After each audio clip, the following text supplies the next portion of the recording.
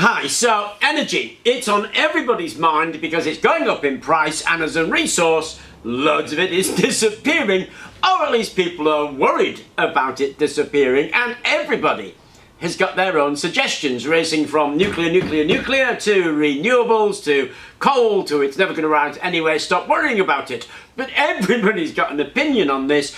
It seems that generally renewables are the issue, and if you thought renewables was focused really around things like wind, solar, biofuels, then think again.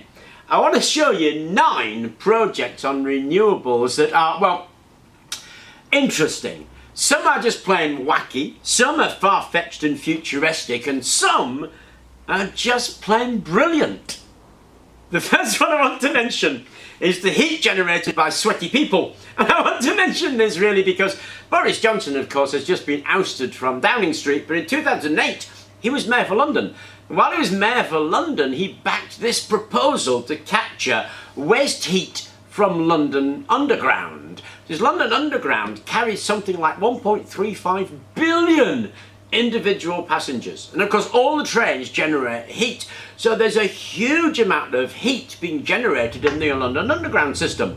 Now, Transport for London want to be carbon neutral by 2030, and so they've started on this plan, and they finished a series of tests in 2020 where they took 55 ventilation shafts and 20 pump stations that were recapturing the heat from all of those passengers crammed together in the tubes and all of the heat that the tube system actually generates. Now, the tube system itself uses something like 1.35 terawatt hours of energy, which is enough for 400,000 homes.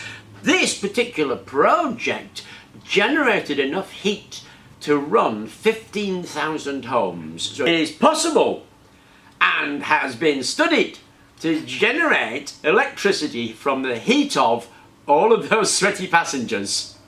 Number 2 is solar wind, and you might think you know what that is, a wind turbine with a few solar panels on it. But no, solar wind is a stream of energetical particles that are ejected from the sun and zip past us. We're protected by the magnetosphere, and without that we'd just all burn to death. But if you put a satellite beyond that and point it at that solar wind, then you can collect those energetic particles. Now, this was proposed in 2010 by Washington State University, and they reckon that if they had a sail 8,400 kilometers wide, they would be able to collect a billion gigawatts of energy. That's more energy than we're going to need for generations.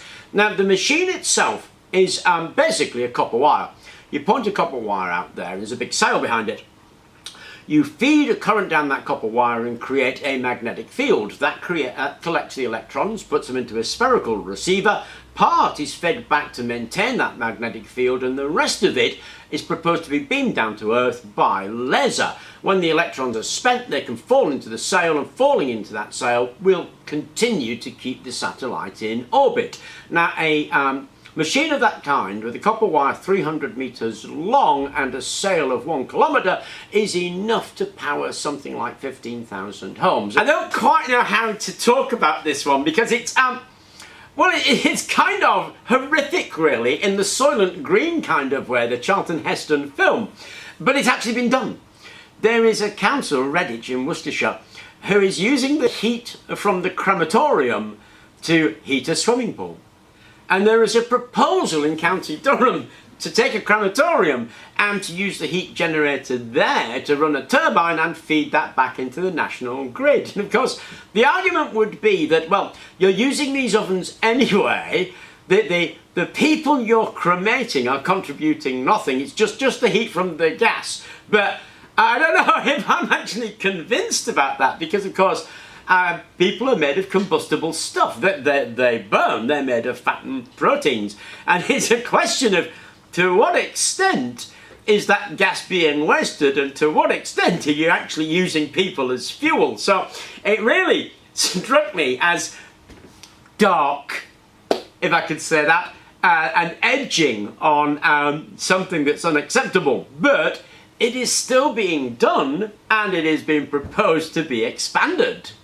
So you could think of the power of dance as being the beginning of this, because it was Club Watt in Rotterdam put piezo transducers under their dance floor, and all the people dancing the night away were producing enough energy to supply the club. Presumably, if they'd taken up Transport for London's idea, then they could have got the sweat off them as well. But they produced enough energy. Now, unfortunately, Club Watt has since closed, but that idea of transducers in the floor has been taken up by Heathrow Airport, for one. They've got a corridor where you walk through it, and that passenger traffic provides power for the entire airport. And of course, they're already in sports stadiums where apparently 100,000 football fans jumping up and down is enough to cook an egg. So it is an idea that's being implemented and is generating electricity, and one could say that it began in the music scene. So all those who think that acid is dead are wrong.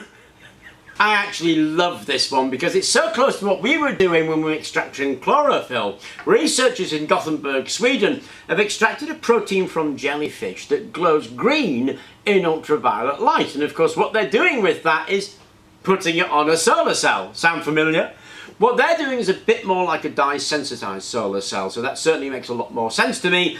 But the idea of using molecules from bioresources that will fluoresce for solar capture is actually not that much of a new idea. And of course a lot of people have said, well, what about algae? This hasn't escaped the Swedes either. They've been looking at jellyfish like Cassiopeia and at fluorescent algae that could possibly do this, and the research is ongoing at the moment to create jellyfish based solar cells. Okay, so duck power made me smile because what it is basically is a London-based artist designed a massive duck and it's covered with solar panels. That in itself is not the exciting bit. The duck acts like a reverse battery. So when there's a lot of energy, people aren't using it, they can pump the water out of the duck and make the duck rise up. When the energy demand is higher, and of course it's night time, they let the water back in over a turbine, the duck sinks and the flow of the water powers the turbine. So by being floating, it's a battery. By being full of water, it's discharged. That strikes me as a hugely novel concept, because you do hear about floating islands being turned into solar parks, but adding that with the concept of the duck rising and floating in the water, I think is one of those very simple solutions that smacks of genius.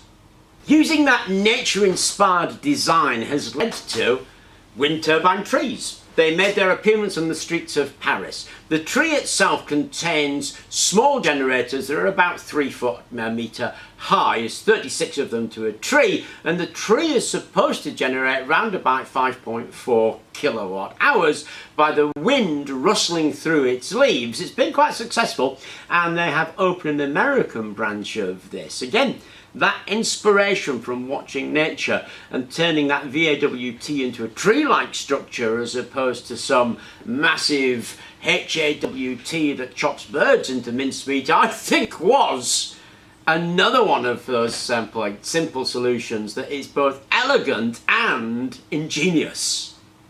Okay, so perhaps one of the most beautiful of these quirky ideas in renewables looks at the other side of the coin. Instead of looking at how to generate more so we can use more, they're looking at how to get what we need without generating. And there's some argument that this has been inspired by Vincent van Gogh, because in Holland what they're doing is they're creating bike paths from luminescent rocks. So the rocks lie on the ground looking like any other rock during the day, absorbing the sunlight, and at night, of course, they glow in the dark. Now, lit is one of the most glow-in-the-dark strong materials you can get, and it's actually quite impressive. And these pathways create a sort of starry night kind of image, and they are truly awesome things. They're actually part of the Netherlands campaign for smart roads and reduction in energy, and they are awesome. Okay, so exploding lakes are not the most widespread of resources. There are in fact only about 3 known in the world, and what they are is a body of water that sits above a trapped source of methane and carbon dioxide. If the temperature of the water changes sufficiently, then that gas escapes, explodes to the surface, and is very bad news for anybody living nearby.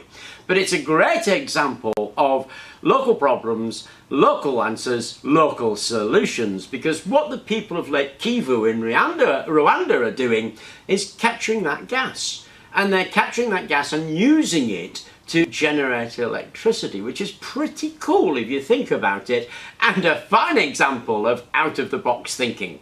Okay, so granted, some of those ideas are a little sketchy, but my favourite ones are those ones that use old technology in a new and innovative way, and those that look at resources that are local and how those can be used, because that, to me, is actually where the answer lies. Schemes that need hundreds of billions of dollars and 50 years in the future, I don't think are that tremendously useful at this point in time. The other side of those where we can actually be doing something, we can actually be looking actively at the answers that we might come up with that are suitable to us given the resources and technology that we've got, deployed in a new way, requiring out-of-the-box thinking, are the things that I think are kind of important. But that's only my opinion, and I'm sure everybody has their own. I would love to hear from you. Thank you very much for watching, and please do remember to like and subscribe.